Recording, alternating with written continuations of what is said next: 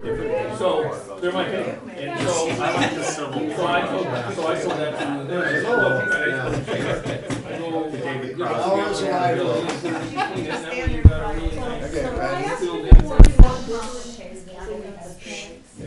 The meeting is called to order. Press your button then. Thank you, John. The meeting is called to order for the record. Will the clerk call the roll? Mayor Johnston, Here. Chair Murk, Here. Mayor Pro Tem Wyrick, Here. Vice Chair Quillisi, Here. Commissioner Zabilla, Councilmember Blatz, Here. Commissioner Jaggiello, Here. Councilmember Haney, Here. Commissioner Nolan, Here. Councilmember Francina, Here. Commissioner Corbin, Here. Commissioner Powers. Here. All present and accounted for? Okay. Let's have the Pledge of Allegiance. And Ray, would you like to lead us in that? Yeah. Here we go. I pledge allegiance to the flag of the United States of America and to the republic for which it stands, one nation, under God, indivisible, with liberty and justice for all.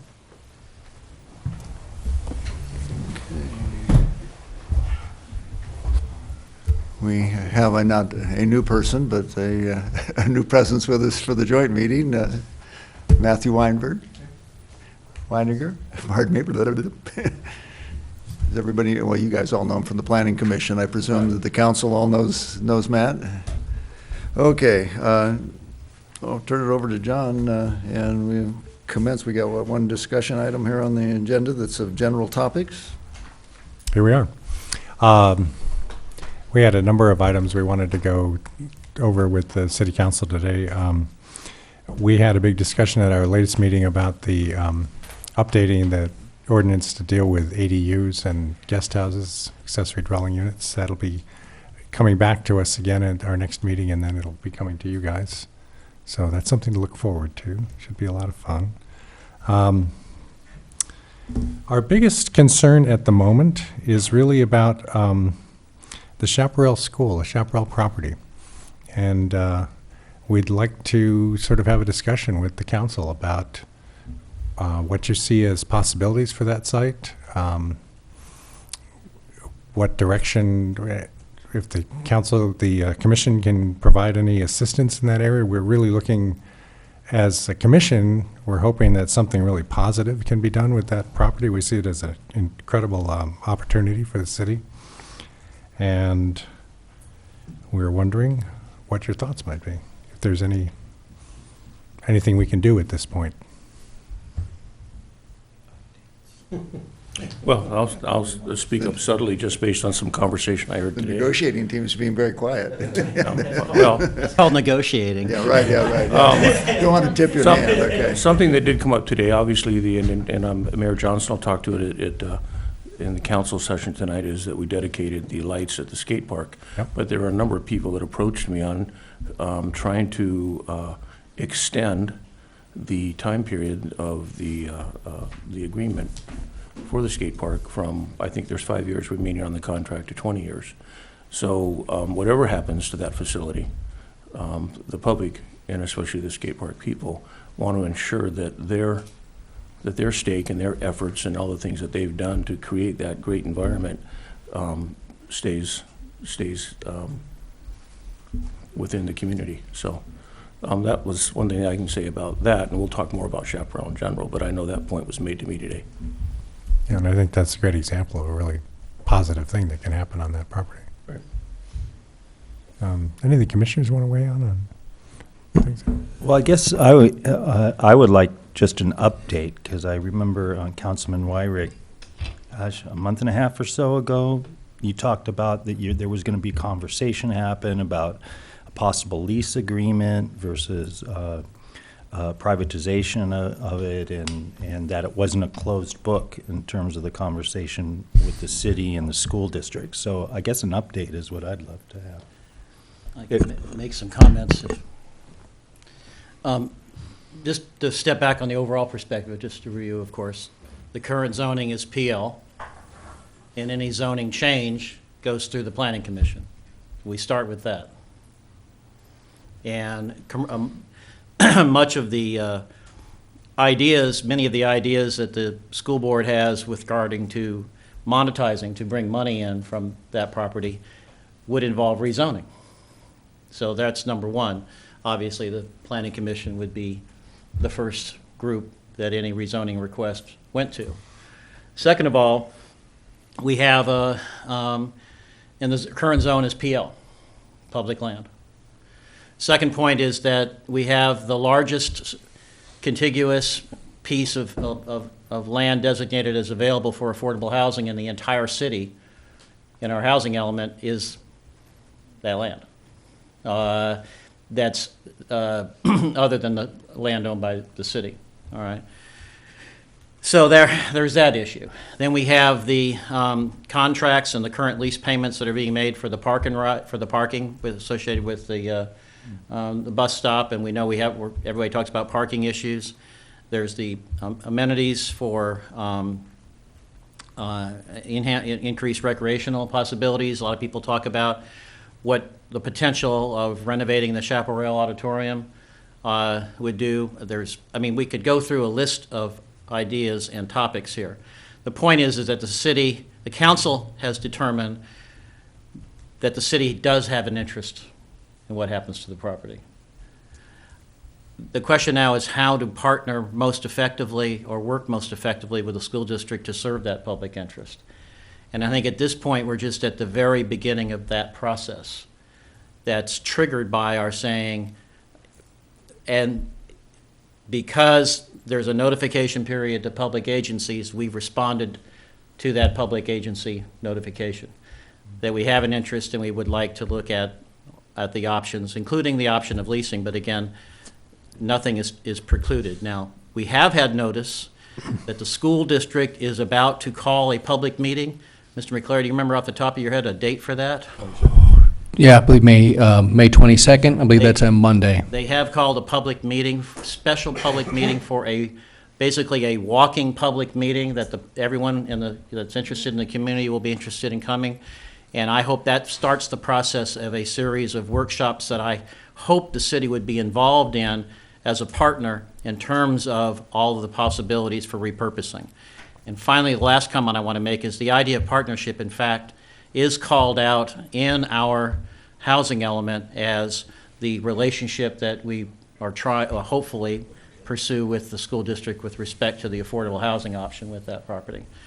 So I know that is got a bit of a discordant and a lot of different directions, but we have a negotiating team that's been designated that has yet to meet with the school district, but the school district appears to be opening up for larger scale public input in terms of the repurposing, and I would hope that the planning commissioners might want to attend that meeting.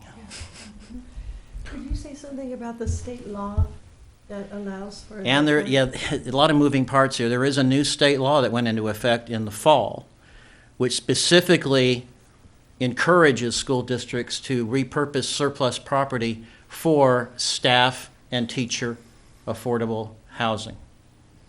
And that law went into effect in the late 2016. Now, to what extent that law allows preferences for affordable housing, it appears to do that. I'm not an attorney, but it certainly specifically encourages and provides tools for encouraging that purpose to be pursued. So, Bill, I'd like to add a little more. I'm sorry I can't, be more succinct than that, but. Prior to that, though, I remember looking up the 7-Eleven Commission standards for surplus property. These are state guidelines, and Matt can help me with this if I'm wrong, but again, on surplus property, the cities have one of the first shots at it. Affordable housing has one. Mm-hmm. The city has one for recreation development. So technically, I don't think the school board could do anything without working with the community and working with us. I could be wrong on that, Matt. You might want to respond, but I do know I remember looking into the 7-Eleven on surplus property specifically, mm-hmm. and it did state that recreation facilities have one of the first shots at surplus property.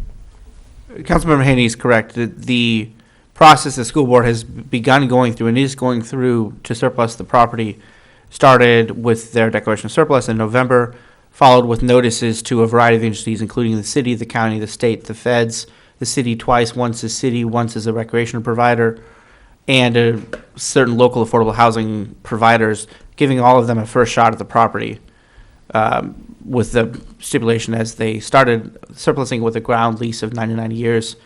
As I understand it, the only one to respond to that notice was the city, declaring its intent to begin negotiations, and that negotiating team, as Mayor Pro Tem Wyrick noted, has not yet met. So that process has occurred and is ongoing in terms of the city negotiating with the school district. That answer your question? Oh, go ahead. I'm trying to, as for clarification's sake, and this may not be the right wording, so does the city have the first right of refusal on that, or the unified school district can choose anyone they want?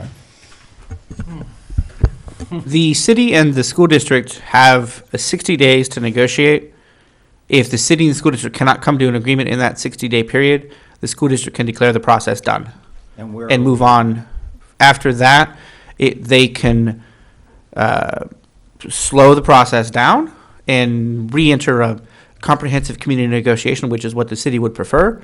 Alternatively, they can pursue their rights under the law, and proceed after the negotiations, declare them done, and then proceed to a public auction, sealed bid public auction in which they would be receiving bids that meet their basic term of a ground lease for commercial scale development, at which point any approval, any proposed project that involves a rezoning would have to come to the city. And the way that I expect, based on the conversations I've had with the school district's lawyer for this matter, is that they would be soliciting bids for a two-step process, an option and then a lease.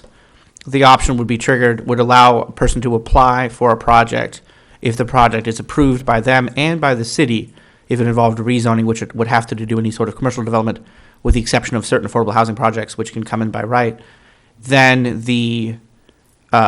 they don't get approval, the option would die and they'd go on. If they got approval, the option would go forward and they'd have a lease for some period of time.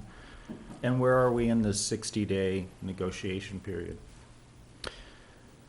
I forget off the top of my head. I think we're about a third into it, maybe a little more. Yeah. But it's worth pointing out that can be extended by agreement of the parties. And it's an interesting question, since we've asked for a negotiating team meeting and we haven't had a response yet. I think they have been, I can't speak to their motivation. I expect a letter forthcoming. The other thing to keep in mind is that all this doesn't come without a cost. A big cost. Yeah, Based on huge cost. Yeah, right, yeah. Can we have a bigger word than that? I think we give. So, I mean, even though we have the right of first refusal and, recreation has a place at the table, and Bill and I are on the negotiating team with them, it's going to be a big chunk of change to do anything there. And it may be more than what the city can bite off. Is there a number you're able to say? No, because we have no idea.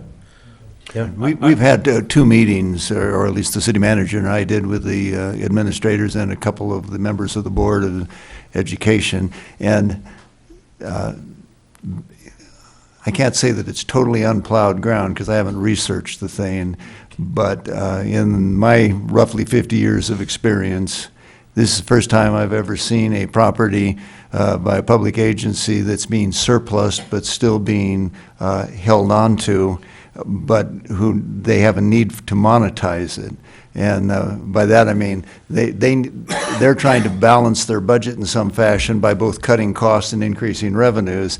I was under the impression when I first heard that it was to be surplused that they no longer had any need, but they still do have a need, which can be met with a cash up front to move those things that are actually necessary and being performed at that site and move it to one of their other sites. Then their hope is they would be able to then turn this property into, you should excuse the builder's expression, of a cash cow, something that would generate enough income that would make it worth their while to change what they're doing. And that goes to what Paul's saying. I think the price tag is going to be big up front, and I think it has to be fairly large to make it worth the district's, make it worthwhile.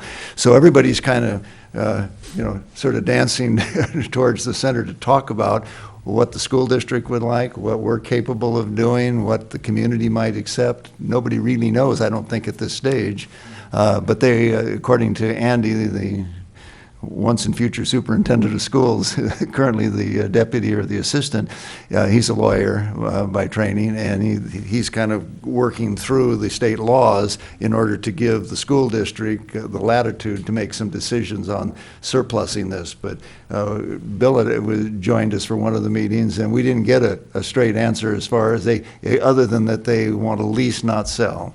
So that, lease property for capital investment is more complicated. Hearing that the skate park has only 5 years left after that they spent more time planning and building the thing than they've got left on it, and it's on somebody else's property. And under the real estate law, it belongs to the school district. So there are many complications, but our negotiating team's going to meet and see what we can find out and see if there's some common ground for everybody. Steve? I'm sorry.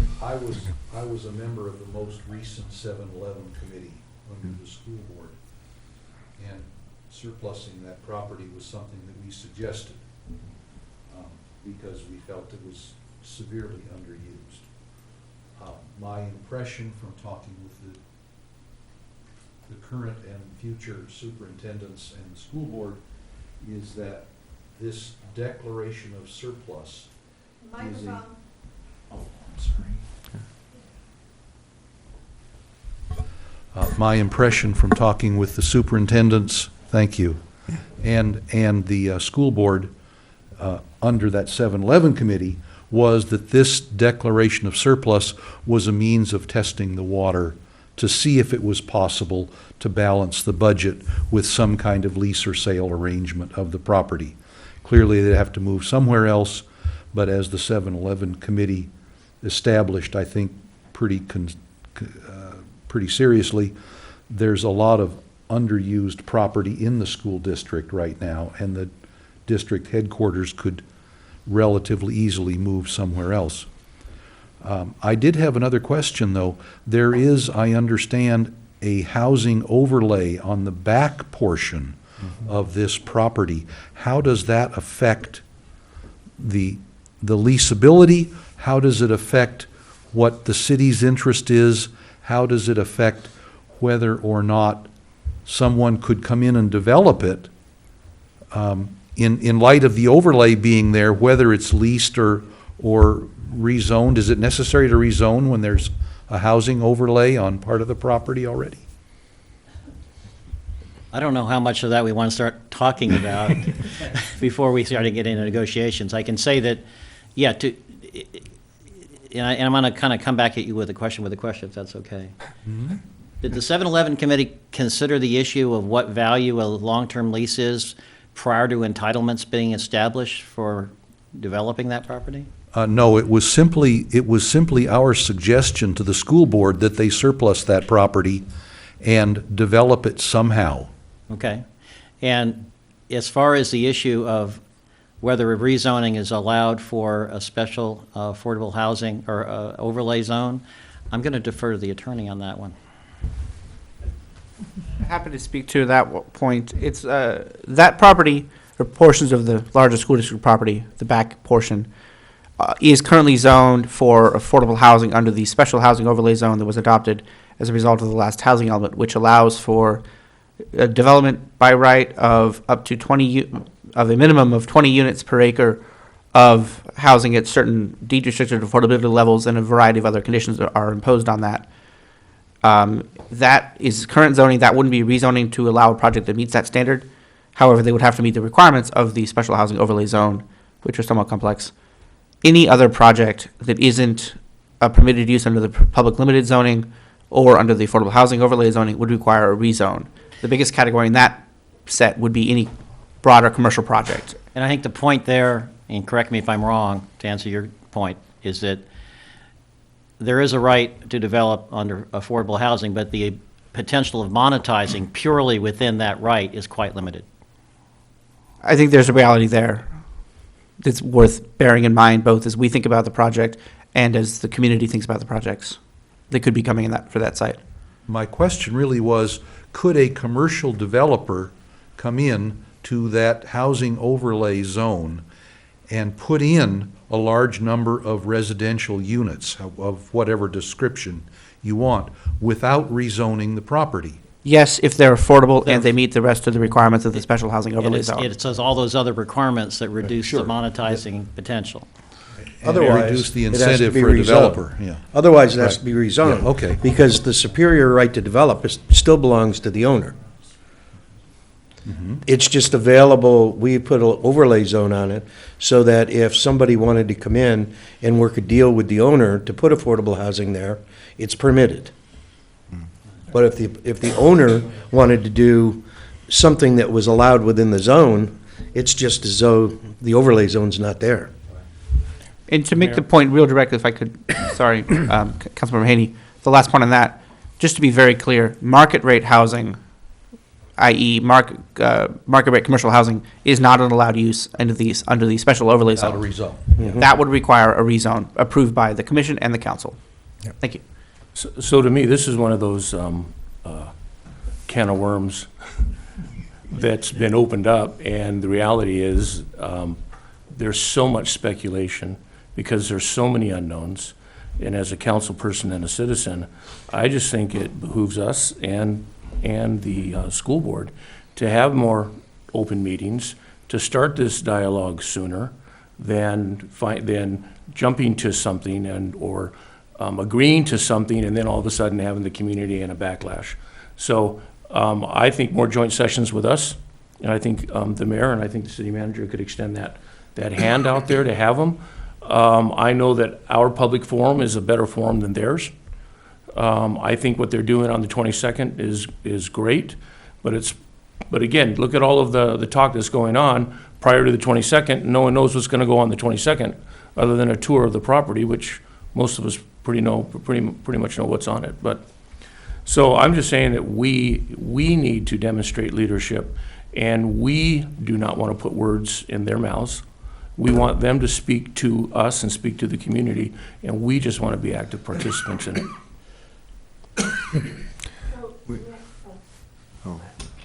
Just a second. I don't know how the rules work. Dale had her hand up. We didn't have any public comment, did we? Or now would be a time, You can take public comment now, then. yeah. My You want? question was what happened to the two developers? Weren't there two people, Nedmore and the hotel? Well, somebody sent us an email just the latest, I think last night, and maybe present at the council meeting tonight, one of the developers, Ted's still in town, but that's I think the idea of the city getting involved to see if there is a public use that might be beneficial to both. Two things that complicate this in addition to all the other complications. One, they run a bus barn out of the back of there over the years. I don't know whether they had a fuel tank there or not, so you've got the soils issue, and when we inquired of the soils test, if they have it, they didn't share it with us, or maybe it hasn't been conducted yet. That's one. When this was done with the school district down, an elementary school in Oakview, where they put in that resource center, that was a group of citizens who got together and formed a district and had an assessment fee that they voted in onto the tax bill that pays for that. And I think the school district was fairly amenable to a modest price. I'm not sure that fits so well with the needs of our school district. Dale, did you want to comment? Yeah, I guess I have to go. Yeah. Sorry. Maybe this was mentioned, but will the affordable housing also include low-income housing? You said, does it? Yeah, I'm asking, will it include that? Because all I'm hearing is affordable housing. Several categories of affordable. Yeah. Yeah, but I'd like to hear. Yeah. Thank you. In this context, affordable housing means deed-restricted housing that's affordable at one of the moderate income, low income, or very low income levels. And the exact income level would depend upon the exact project proposed, but it would have to be one of those lower income levels that start at median income and go down from there. So it would have to be a form of low income. Okay. And Dale brings up, yet another complication.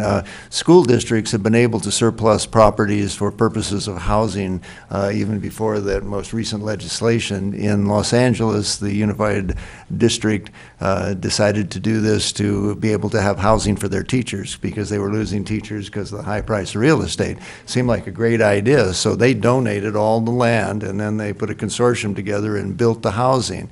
But in the process of doing that, I don't know whether it was the state and feds, but other jurisdictions came in to help build that housing, and when it was done, the school teachers weren't allowed to live there because they made too much money.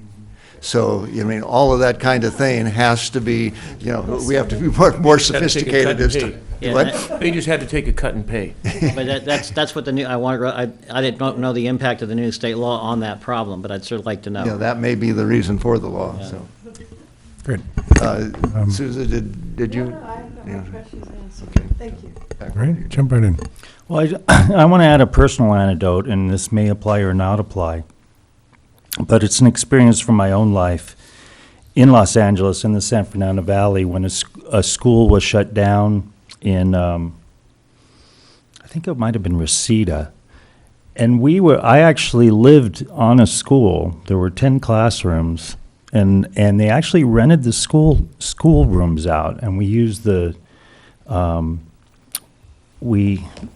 shower was put in, but we used the school restrooms that were already there, and the rooms were big. There was classrooms, and some of us were singles. I was a single, but some had 2 or 3 people in them. We actually lived in the classrooms because they were repurposed. Yeah, like by the lofts, city. only in maybe Yeah, one but story. the classroom is big, and there were 10 of them, and we lived there. And we had a garden and like that. So I just want to put that out. Now, things were a little more liberal in the 70s and 80s. This was the late 80s. But I just want to put that out. When we think repurposing, it isn't always tearing down and building new. It's using what's there already. And that kind of takes us back to the monetizing that Bill mentioned, that how much rent can people pay for that to help the school district? So I suspect the school district will be looking for something a little more intense than that, but it's a creative idea. There's also the possibility, like the city of Ventura put in an incubator in one of their buildings that wasn't fully used. A classroom would be great for having a small, tech incubator business set up. And maybe in the course of your conversations with the school district, a lot of those little needs that don't make sense individually, but collectively might turn into something. Mayor, my watching that 7-Eleven commission for 9 months, when I was the liaison, just going and attending those meetings, first of all, they're aware of public opinion. And I think that was one of the reasons that they chose the path that they chose, is they didn't want to shut down one of the grammar schools to meet their budgetary needs. And I believe that's how they arrived at surplusing this 8 acres. It's difficult, but they held a lot of meetings. They received a lot of public input. And I'm sure that no matter what they do moving forward, they're going to do the same thing. And I'll talk to this later on, but I just think everyone that lives in this community has a strong love for it and wants to do what's right for it. And I think that any decision that comes out of any of these discussions or moving forward, I believe and I hopefully believe that they're going to make the right decision, because they're going to allow public input. And that's the most important thing. That's 8 acres of our downtown. That's probably the most important thing for our community. And what's done there has to be done right. Thank you. We're about halfway through our joint session here. I'm just wondering if any of the other commissioners have questions for the city council. Chester, Rosalie, Bobby, Well, I jump right just in. wanted to say that, I agree with that, and talked a little bit about that planning commission meeting, that it is a really important parcel. It has a big presence in the town, and I think it's an opportunity for something wonderful to happen, and it has to have good street presence, and it has to be something that makes sense. It's a big parcel, so more than one thing would Right. probably make sense there. Great. Can it be zoned VMU there? We have that option. I mean, that's one of the You can zone property anything you want that the community will accept and the politics will support, Just the one other wrinkle there is that since every time you renew your housing element and get recertified, you have a certain amount of available sites you have to designate. And so if you take sites out of that inventory, then the pressure is on the next cycle to find more available sites. I think that's a fair characterization. Yeah. So, Bobby? Are there other sites in the city that have been designated for affordable housing? Yeah, we did a whole overlay, housing overlay for the last housing element. So there are a number of parcels in the downtown area that, and they're all controversial. yeah. And one of the But problems. actually, I don't think anyone's taken advantage of that, the higher density. There's 13. Yeah, yeah. And one of the problems, it seems to me, that and this may not be accurate, but the impression I have, we have a disproportionate number of units for a town our size with what's left, knowing what's going on throughout California or even Ventura County. It's going to be a struggle to meet those numbers, but the previous planning commissions and the council have the overlays, so we fundamentally comply with the law. And like John says, so far nobody has stepped forward to do it. You see, and the free market model is that there's got to be an inducement to make it worth the while of private investment, and that means you have to increase density to achieve that, and there's a lot of complications with it. But the backside of that property does seem like a logical place, properly done, because it faces right onto a residential neighborhood. It would fit. But then there's still a lot of property left over after that. But if you put it into like recreation, that doesn't generate income, and then how you pay the lease to the school district. So that's the gap that's got to be, filled. How do you make it economically desirable without over commercializing it? See? A couple of questions, I guess.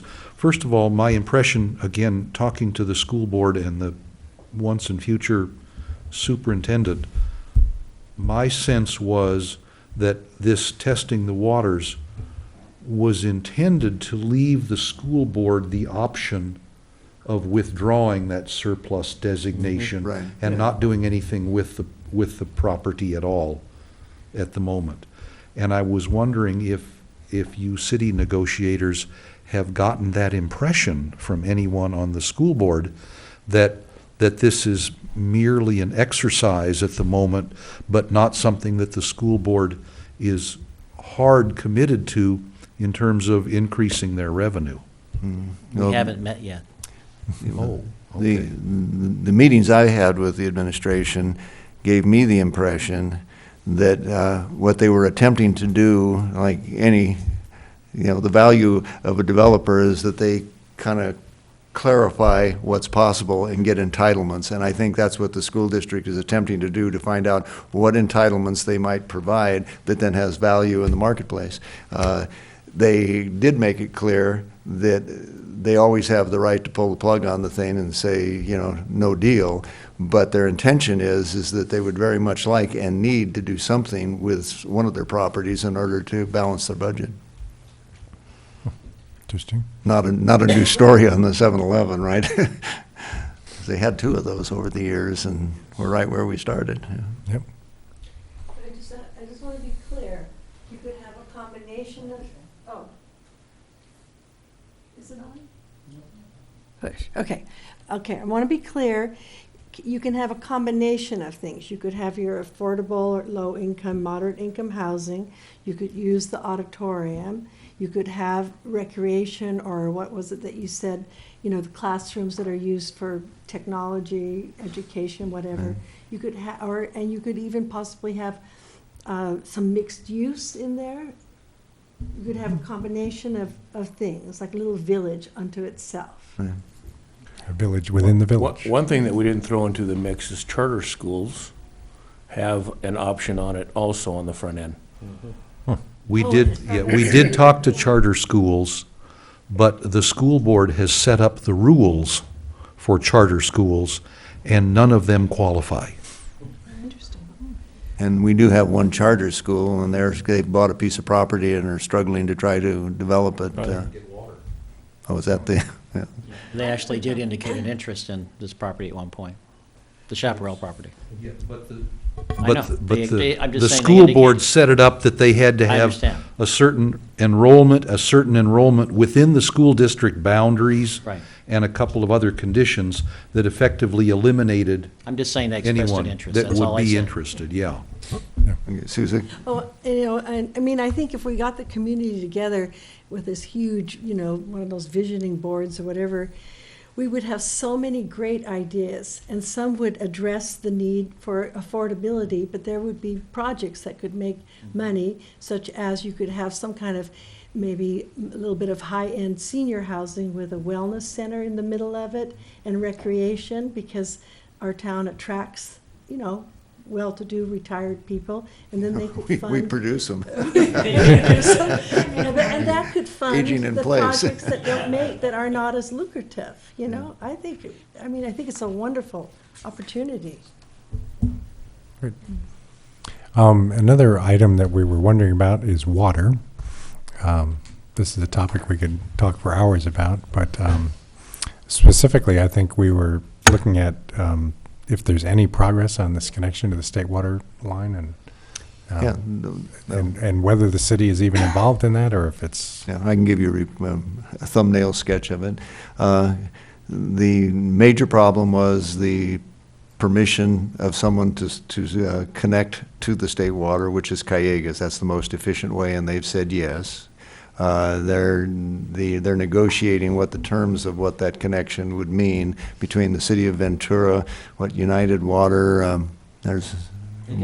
Yeah, and Casitas. There may be even another organization involved with them, but they have evaluated the routes.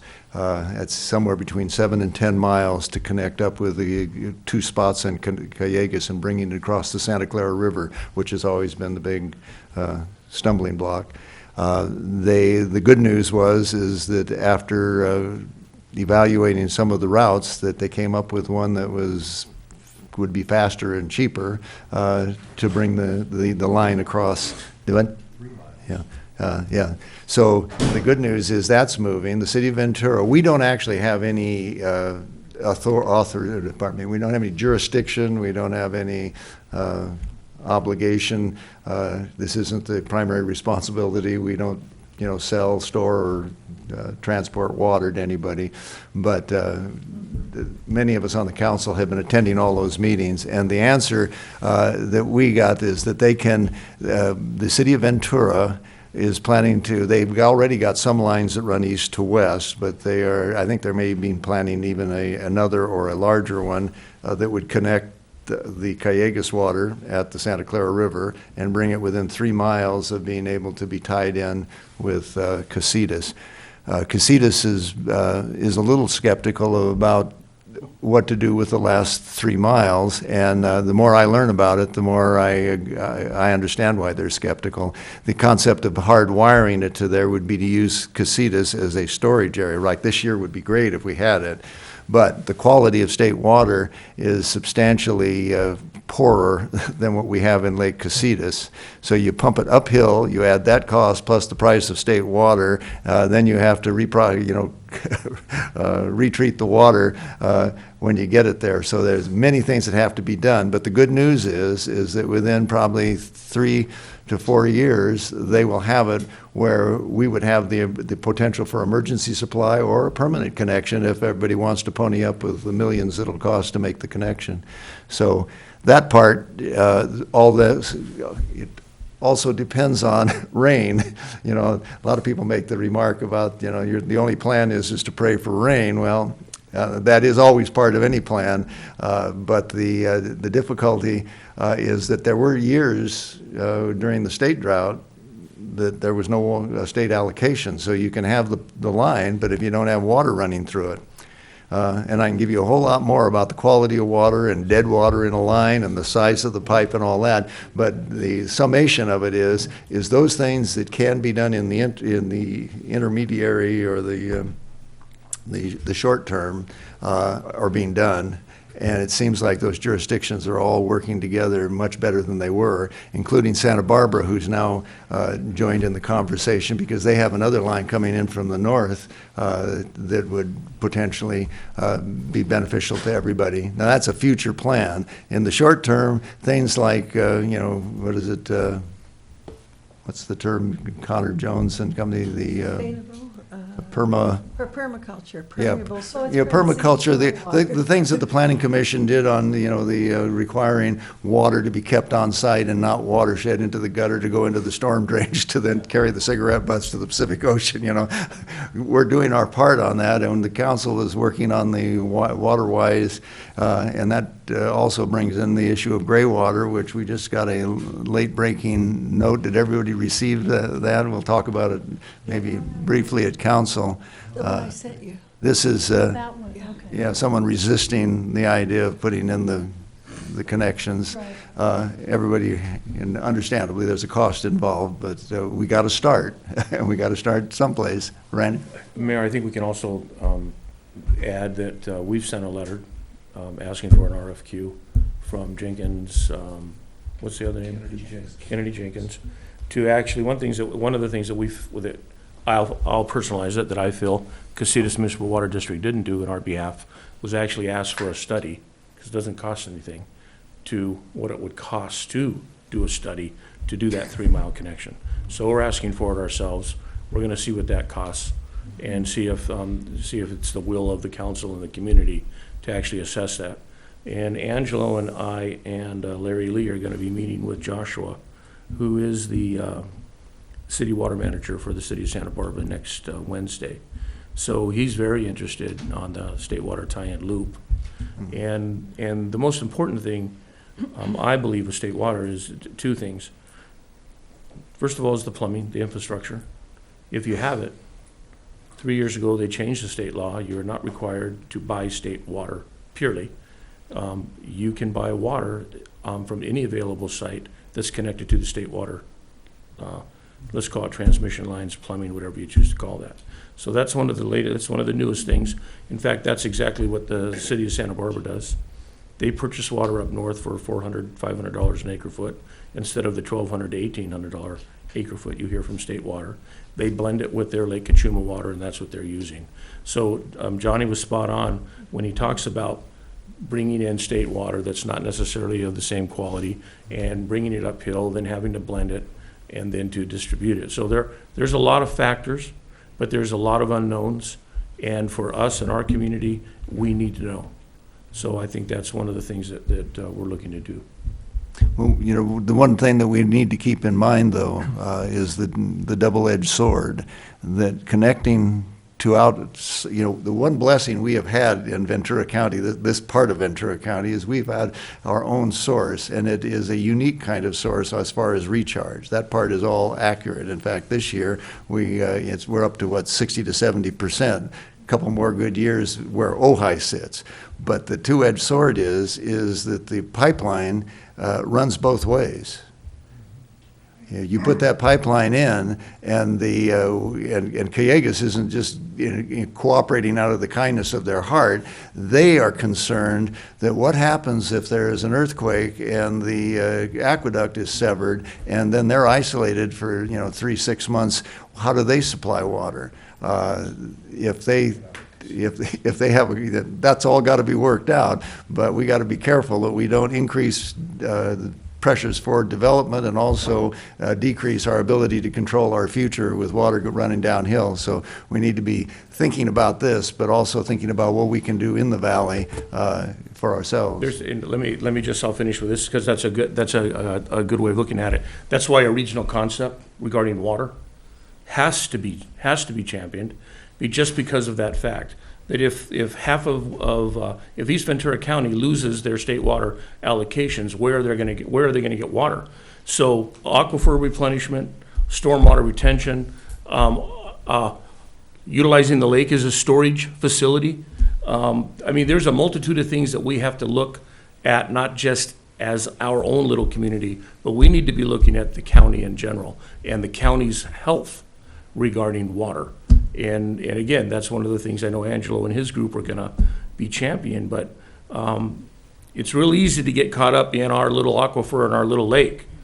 And we are. Our aquifer, Angela's going to speak tonight on giving us our levels at both. But the reality is, the aquifer right now has 3 years of water for us, and we're right back down to a stage 4, stage 5. And the lake is probably at 44%. So we got issues. And we have a tendency to just get caught up in our own little world. But we're affected by what everyone else does in this county. It's important to recognize that. And again, state water is not the panacea. It's one additional source to add to the mix of water in our community. The state law that requires that SIGMA, the sustainable water planning that needs to be done everywhere and being required, here's a way of thinking about it. The design of Lake Casitas is an insurance model. You capture water, you figure out, think of it in terms of like a retirement plan, your IRA, they'll tell you you can draw out maybe 4% a year on your principal, and it'll keep generating, generally speaking, historical numbers say that you'll be able to retire on that without destroying the thing that produces the income. Lake Casitas is that thing that produces the income of water, and because of the changing climate or weather, however you want to look at it, and the dry periods, the original concept of the lake was to allow 15, 20,000 acre feet to be drawn out each year, and that would be the safe yield. That number probably should be brought down to something that is more realistic for the future, because you don't always get 4% on your IRA or your insurance policy. The political dilemma is people don't like having to pay the insurance premium. That would be to keep the water in the lake, so when you need it, still needs to be paid for, which is paid for through the rates locally.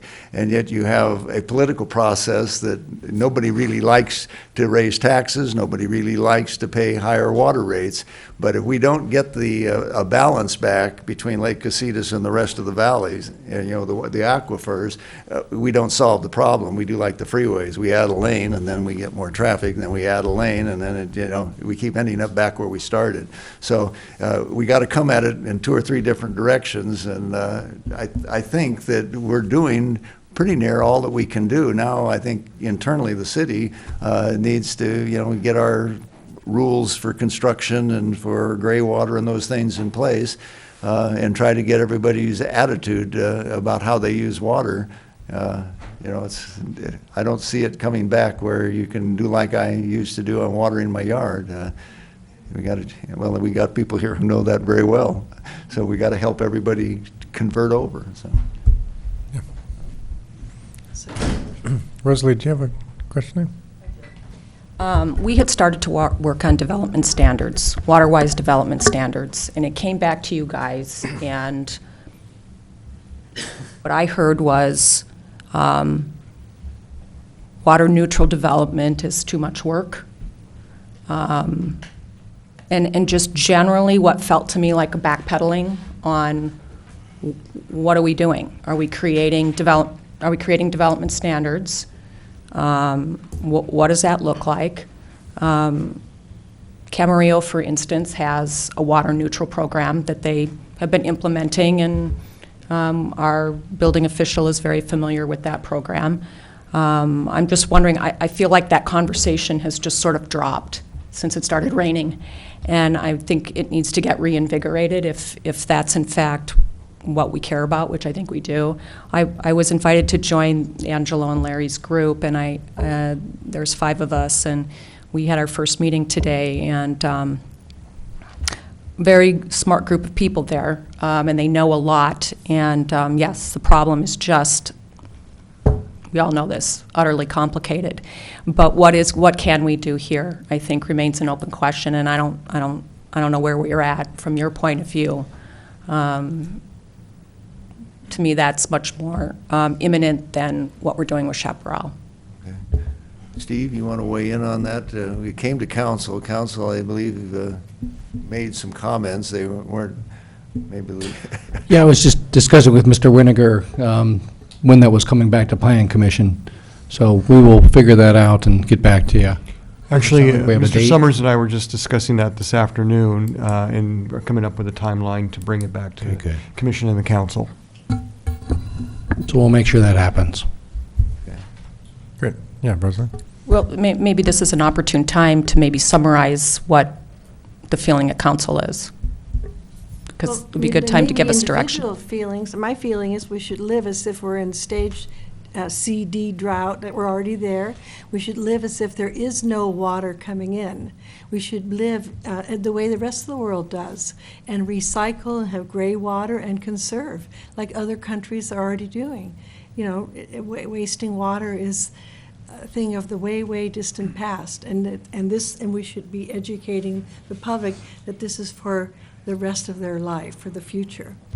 That's my opinion. Yeah. I agree with that I think that we should not think that because we're going to be connected to the state, maybe, that's going to solve all our problems.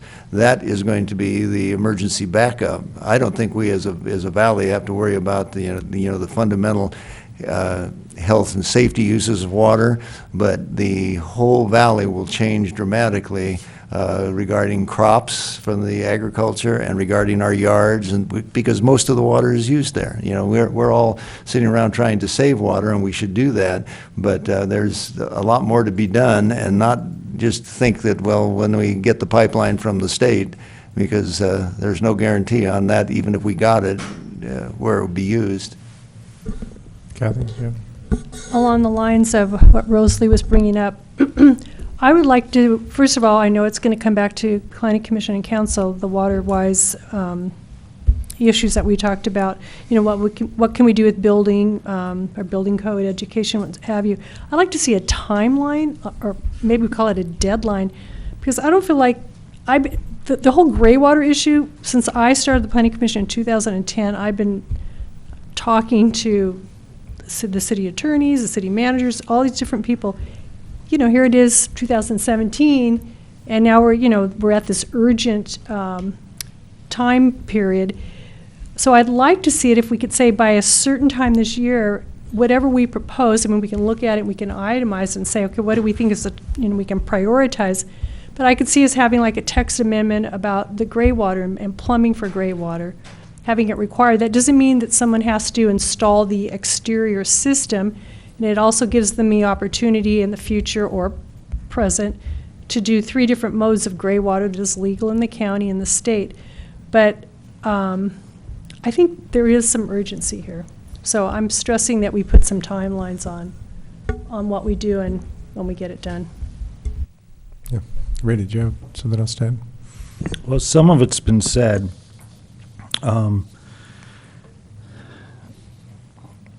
I'll just publicly say, and I've said it before, I'm not a big proponent of the state water, but it seems like we're going that direction anyway. A couple months ago, we started talking about a recycle plant in certain areas where it could legally be done. I haven't heard that been speaking of. I think the city could have its recycle plant and do some homework on that and see. I would like to see gray water and other types of land management, and the an overlay of which hardscapes can be taken up and made permeable surfaces, and like have some focus there and fast track it. There's some things that don't seem like that big of projects that, and I kind of agree with Rosalie, since the winter rains came, conversation seems to have died down. Maybe not in the chambers, but publicly and public comment wise. So especially with the hardscape and the permeable surfaces. I don't know if any of you saw the video that Connor Jones did, but he actually went out and did a video of a rain runoff that goes in, and it was over here somewhere. And the asphalt's already broken up, but the water's running right into a drainage ditch, a hardscape, rain runoff. And he was talking about all the debris and everything that's going in there. And I'd really like to see a survey taken of, hey, how can, where can we eliminate hard surfaces that you really don't service, so we can sink water in when we do get rain. And maybe there is something like that, but there's some things that I feel could be fast-tracked, especially the requirements for gray water and developers, because I keep seeing projects coming to the Planning Commission, and it's like we're doing design approvals and things, but we don't say, well, you know, it's a requirement in the ordinance, you got to do this. And I would really like to be able to do that rather than make suggestions. Kathleen? Yeah, so what do we need Just a few to- comments. In Complete Streets, we are identifying locations around the city on the public right-of-way where there's potential for stormwater capture, whether it's permeable surfaces or something to do with the drainage. I realize, you know, in some areas we have expansive soils, or we do have a really high water table, and you can't do it, and a lot of times cost is the issue, but we are identifying that and mapping that out. It's a little bit of a process. And then the other thing I want to mention is, you know, presently with, you know, like state and federal code, when you're doing new projects in construction, you have to design it to keep the water on site. So it's actually in the code. So that, but that's with new construction. I think the other thing that we could look at is coming up with an incentivized kind of rebate program for, I mean, of course, you know, maybe you give them a discount on the permit, or you expedite the permitting, or it's a free permit. But for homeowners to be educated and then actually want to go ahead and do something on their own property. But I think that could be part of this whole package we're talking about. Some of it may be text amendment or code change or what have you, but then there's also that education and incentivized program that could happen, so. Yeah. Mr. Quilty? Thank you, sir. A couple of things. One, I think maybe we need a reading from the city attorney on this, but my understanding of the jurisdiction of your various commissions, sir, is that the Planning Commission's basic jurisdiction is land use, and the Building Appeals Board's basic jurisdiction is the Building Standards Code. And I think that gray water falls into the latter, and maybe we ought to get the BAB fired up to talk about whether we need to have gray water requirements in the code, and if so, what sort. Second, I would like to suggest that we begin talking about the water problem differently, because if we talk about it differently, we may think about it differently. Infrastructure to connect us to the state water project actually would, as has been noted here around the table, it gives us a connection to the outside world, not just the state water project. And so if we are looking for additional sources of water, any of this piping that we're talking about, whether it's done by Casitas or someone else, is a connection to the outside world, not just to the state water project. And if we think about it that way, we may come up with better ideas on how to use that connection to solve our water needs. All right. Anybody else? Mr. Henning? I'll finish with this. Kathy and I, and Angelo, and William, and Mayor Johnson, I think he was on the first go-around, but we spent 14 hours this weekend specifically talking about water in our community. And what was so, to me, what was so fascinating was taking 20 people who didn't know each other or knew each other to a degree, and you could parcel out 7 or 8 different groups, and they're all talking about a different aspect of water and how it might impact them. And then at the end of the 14 hours come together and actually have some concrete ways of solving problems. And that's what I walked away with, and for 2 days, in fact 3 days, I've just been fascinated with the process. And what it told me is there's systems out there, and there is a process out there, that if we put things into that mechanism early on, instead of waiting for crisis management, but we identify this stuff earlier on, we put together our community groups, not just commissions, but community groups, and we bring in everyone to help solve these problems. And when you do, you get a community buy-in. For instance, one of the things that we talked about, which I found interesting, was actually Kathy and I were on the same team, was actually taking the general plan and writing everything that we look at through the general plan through sustainability. Oh my God, what would happen if we did that? what would happen to this community if we put the spotlight on sustainability in every aspect, in everything that we do. So that was just one of the thoughts. Obviously, a regional water district came up, but there were 7 or 8 fantastic ideas for solving the water crisis. So again, to me, I walked away with it just, I'm still on cloud 9. I'm going to talk about it later on. Okay, we're getting to the end of one meeting, going to the next. But before we adjourn this one, I want to pick up on what Rosalie mentioned. Matt, you and Steve, can you give us, say, within a week of things like the water-wise, the landscape, the things that affect water that could be possible, that are policy issues that haven't yet thoroughly been dealt with or that are sort of languishing, and then we can put some dates on those things as to what's doable and maybe a price tag? Sure, we can get you some information before the week is up. Okay, great, thank you.